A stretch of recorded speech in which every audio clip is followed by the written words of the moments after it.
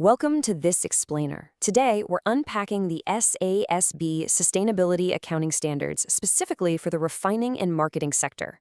And look, in this space, getting the environmental and safety metrics right, it's not just checking a compliance box. It's absolutely crucial for protecting massive capital investments.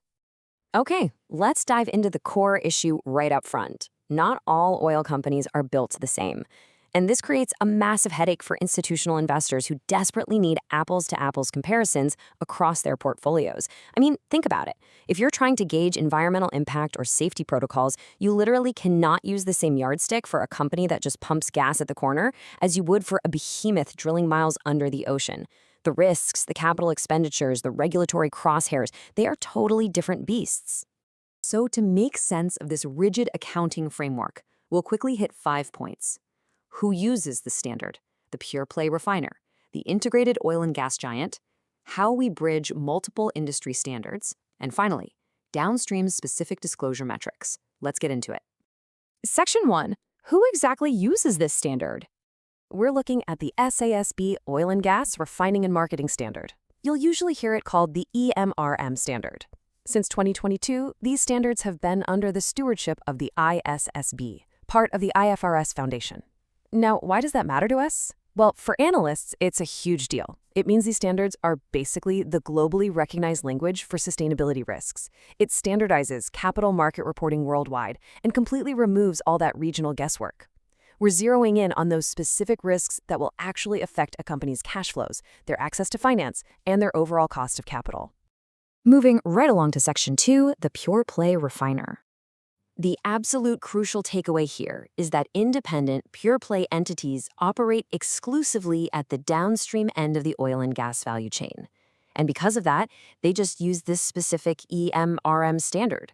Picture the companies strictly doing the physical crocking of crude oil, running those massive chemical refineries, marketing the finished products, or just selling gasoline at your local station. That's all they do. So they face highly localized margin pressures and very specific consumer-facing regulations. Because their entire world is downstream refining and marketing, their reporting sticks to this single targeted standard. Section 3, the integrated oil and gas giant. But what happens when a company doesn't just refine the oil, but actually drills for it too? These massive corporations span multiple operational realities. We call them integrated oil and gas entities. An integrated giant might extract the raw resource upstream, lay down the pipes to move it midstream, and then refine and sell it downstream. Because they do the whole shebang, their reporting requirements are uniquely complex. One single standard? No way. It simply can't cover their whole physical footprint or capture the compounding financial risks at each stage. Which leads us perfectly into Section 4, bridging multiple industry standards. This illustrates the core difference in industry classification perfectly. It really comes down to scope. As we said, pure-play independent refiners stick solely to the EMRM standard. But an integrated entity? They can't stop there. They are required to pull from 3 separate SASB playbooks. They have to combine the refining and marketing standard with the exploration and production standard, that's EMEP, and the midstream standard, EMMD. Just picture the physical journey of a single drop of oil. Upstream is exploration and production, that highly capital-intensive process of actually finding and extracting the oil from the earth. Then, midstream covers the massive logistical network. We're talking pipelines, storage, transport. And finally, downstream is the refining and marketing phase where it actually becomes a usable consumer product.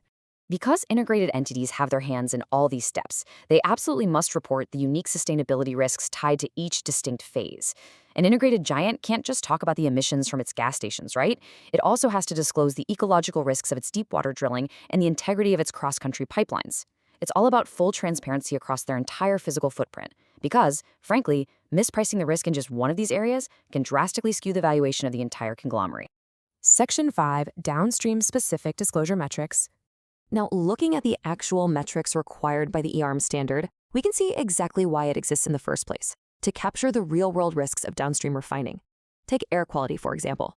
Refineries are heavily industrialized zones, but they're very often located right next to communities. So the standard uniquely requires reporting the number of facilities near densely populated areas. It also mandates hard quantitative reporting on localized air pollutants, things like sulfur oxides, nitrogen oxides, particulate matter. Why is this financially material? Well, air quality violations can trigger millions in regulatory fines, or spark massive community lawsuits. That hits the bottom line directly. The framework also hyper-focuses on downstream realities like underground storage tanks, the exact kind buried beneath your local corner gas station. Refining generates a lot of hazardous waste, and leaks from these underground tanks can cause severe groundwater contamination.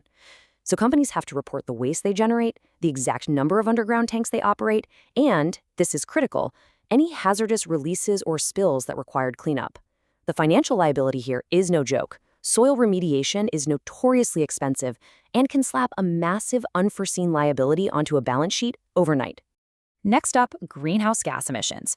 Refining is an incredibly energy-intensive process that relies heavily on stationary fossil fuel combustion, so entities have to report their gross global Scope 1 emissions. But, importantly, they also have to disclose the percentage of those emissions covered under emissions-limiting regulations, like cap-and-trade schemes. For investors, knowing exactly what chunk of a company's emissions is subject to carbon pricing acts as a direct proxy for forecasting their future regulatory compliance costs. Safety is obviously paramount, too, and highly specific to refining. To track safety in these incredibly volatile environments, the standard mandates reporting on process safety events, or PSEs. Basically, these track instances of a loss of primary containment, which is really just industry speak for keeping the explosion inside the pipe. Companies track everything from severe Tier 1 events down to Tier 3 near misses. And remember, a Tier 1 event isn't just a safety tragedy. It brings massive operational downtime, capital loss, and lasting reputational damage. Finally, the standard isn't just looking backwards at fossil fuels. It squarely addresses transition risk. It actually asks companies to measure their market share for advanced biofuels and clean fuel blends. Refining and marketing entities are facing intense long-term risks from greenhouse gas policies and renewable fuel mandates. If a company fails to capture market share in biofuels or invest in related infrastructure, they are exposing themselves to terminal decline as legacy fuel demand peaks. Tracking this helps investors gauge if an entity will actually be competitive in the long run. Which leaves us with a final thought to ponder. As biofuels, clean energy infrastructure, and shifting consumer habits begin to blur those traditional upstream to downstream lines of the oil and gas value chain, how will these reporting frameworks adapt next? When a traditional refining company transforms into a broad energy provider, tracking its real-world impact will require even more dynamic standards. It's definitely a fascinating space to watch.